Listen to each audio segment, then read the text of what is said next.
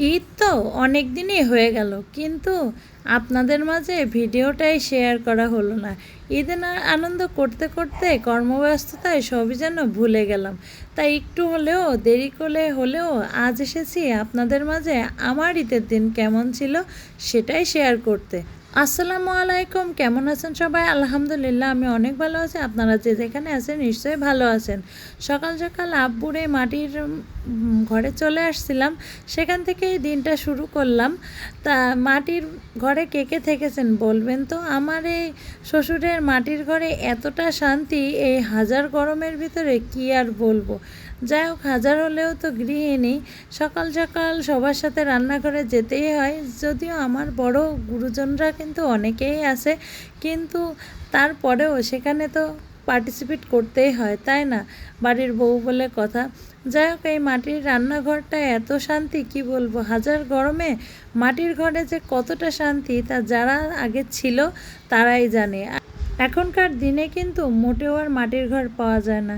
যাই হোক, ঈদের আগের দিন রাত্রে আমার শাশুড়ি কিছু পাকান পিঠে বানাইছিল। তাই এই যে সেই পাকান পিঠে বাচ্চা কাচ্চারা খাওয়া শুরু করে দিয়েছে আর কি, সকাল সকাল এসে। আর সকালে ভোরবেলা থেকে এতটা রোদ আর এতটা গরম কি বলবো। আর রান্নাঘরে যারা থাকে, বিশেষ করে যে চুলার পিঠে থাকে, সেই কিন্তু ভালোভাবে টের পায় যে কতটা কষ্ট এই গরমে রান্না করা। যে গরমে রান্না না করে সে কিন্তু বুঝতে পারবে না। আর আমার মেয়ের জন্য আলাদা করে আমার এই মিনি রাইস কুকারে ভাত রান্না করছিলাম, কারণ আমি যেখানে যাই এটা নিয়ে যাই, বিশেষ করে বাড়ি গেলে, কারণ বাড়িতে গ্যাসের চুলা নাই এখনও পর্যন্ত। মাটির চুলাতেই তো শুধু রান্না হয়।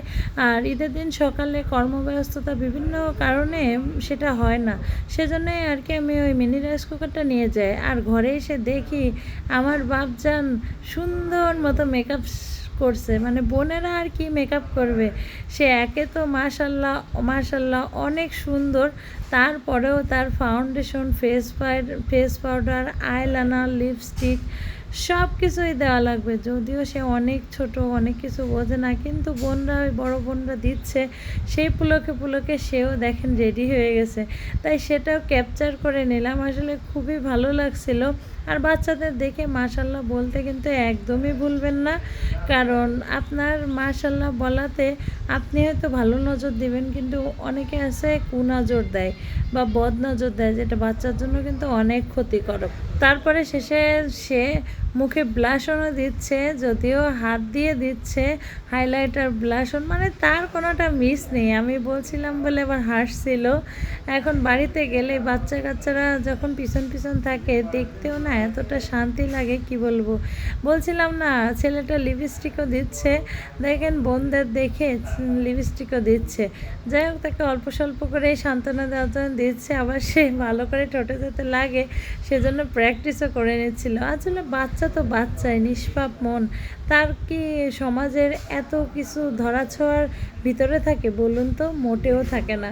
তার মনটা পুরো নিষ্পাপ, পাখির মতো, মানে এতটাই নিষ্পাপ, সে যা দেখে তাই শেখে। সে বোঝে না যে এখনও সে বোঝে না যে ছেলে মেয়ের বৈষম্যটা কী। কিন্তু বিশ্বাস করেন, ছেলে মেয়ের বৈষম্যটা শুরু হয় বাবা মা বা দাদা দাদি, নানা নানি, মানে পুরো নিজের ফ্যামিলির কাছ থেকেই। যাই হোক, সে তো সব কিছুই দিবে, তা যদিও ছেলে মানুষ ওইভাবে দেওয়া যায় না, তারপরেও অল্প অল্প করে ছোঁয়া দিয়ে দেওয়া হচ্ছে। তারপরে জিজ্ঞাসা করা হলো, বাবা তুমি কি খুশি? বললো হ্যাঁ আমি খুশি।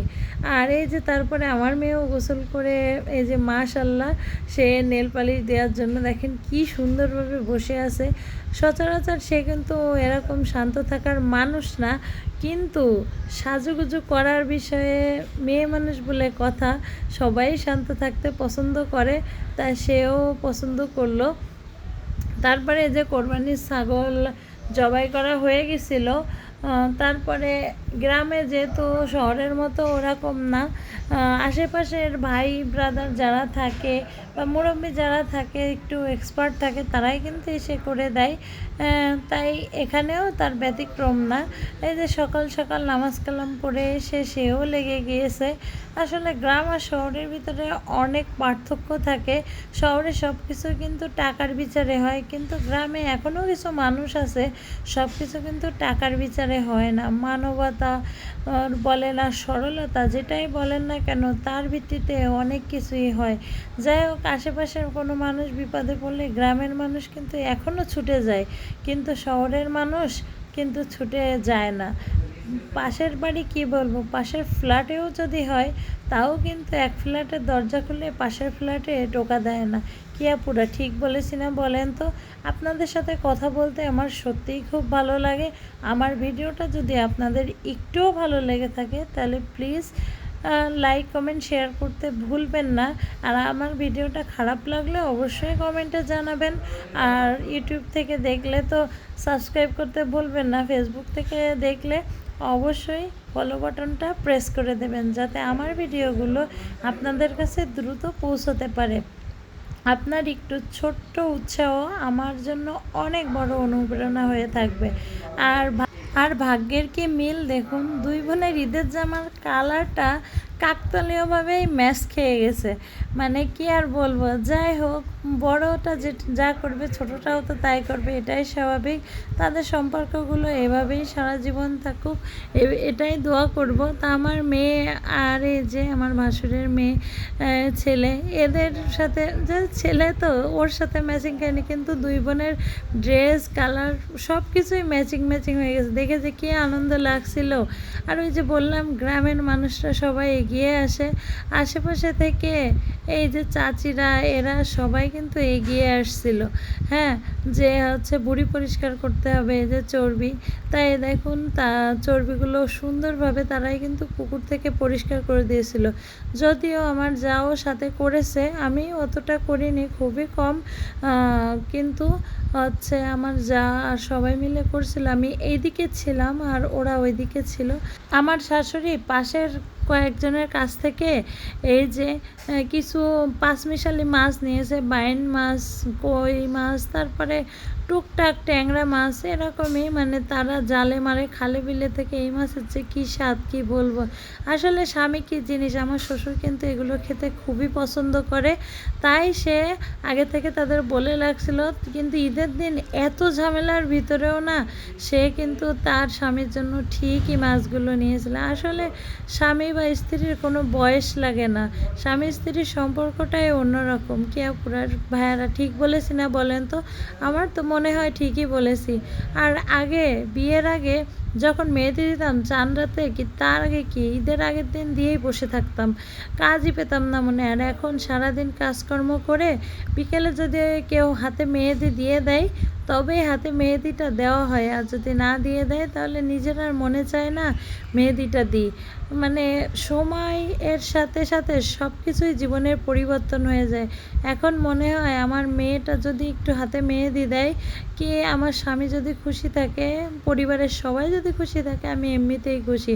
আর বিয়ের আগে তখন মনে হতো না, মেহেদি দেওয়া ফরজ কাজ, এমন একটা অবস্থা, মেহেদি দিতেই হবে।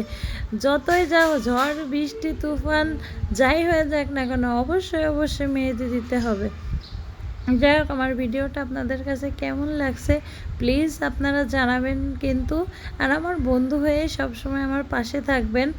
আর এই যে মেহেদি দিচ্ছে, মেহেদি দেওয়াটা আসলে খুবই একটা ধৈর্যের কাজ। আমিও এক সময় ঠিক এইভাবেই কত জনের কত বাচ্চার যে দিয়েছি তা বলার মতো না।